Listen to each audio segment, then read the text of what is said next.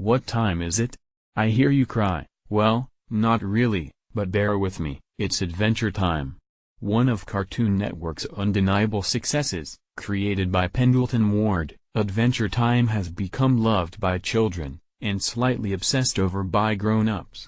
From the tiny snail hiding in every episode, except for food chain, to the heart-rending storyline that communicates the pain of living with Alzheimer's disease, Adventure Time has something for everyone. For those of you that may have not followed the story of Jake the dog and Finn the human with a fanaticism that borders on religious, Adventure Time takes place roughly 1,000 years after the Mushroom War, which is supposed to have taken place sometime around our present day.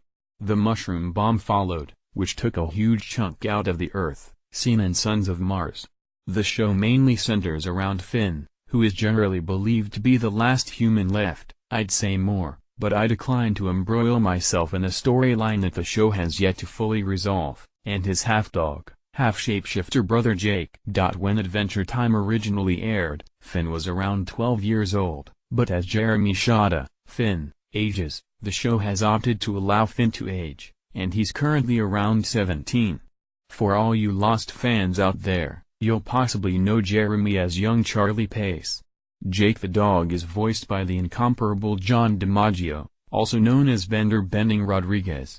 The land of Ooo, which Jake and Finn inhabit, is a land full of fantastical creatures, nuclear war debris, and princesses. So many princesses. It is mentioned, in the episode Princess Day, that there are many unregistered princesses roaming the land of Ooo, which could explain the sheer volume of goddamn princesses in the show. There have been, and this is a conservative estimate, at least 50 princesses shown over the 6-season span of Adventure Time so far.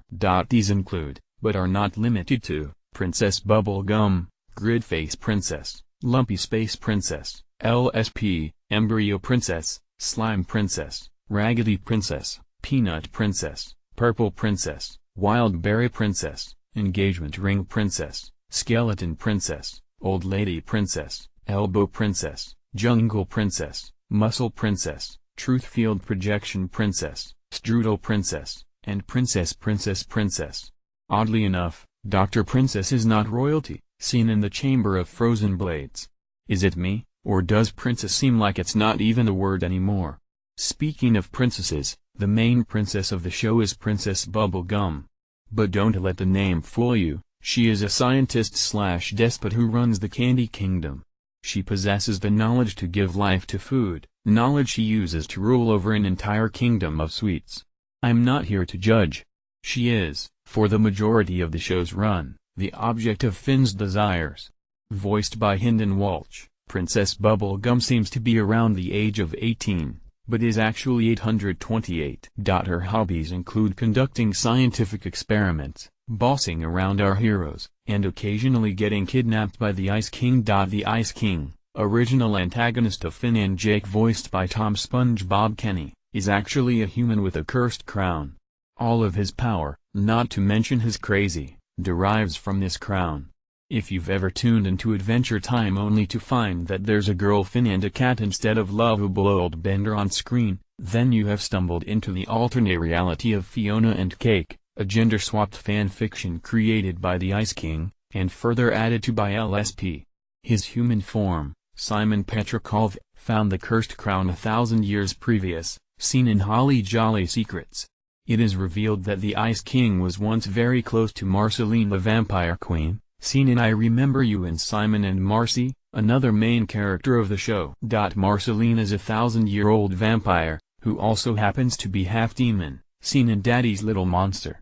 She actually owns the treehouse in which Finn and Jake live, until she trades it for a lunatic bass guitar.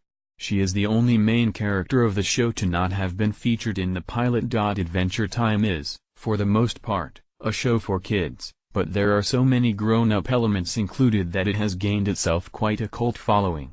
So if you haven't seriously entertained the idea of settling down to watch it, or if you've only ever caught a few episodes because nothing else was on, I hope I've been able to pique your interest with just a few facts.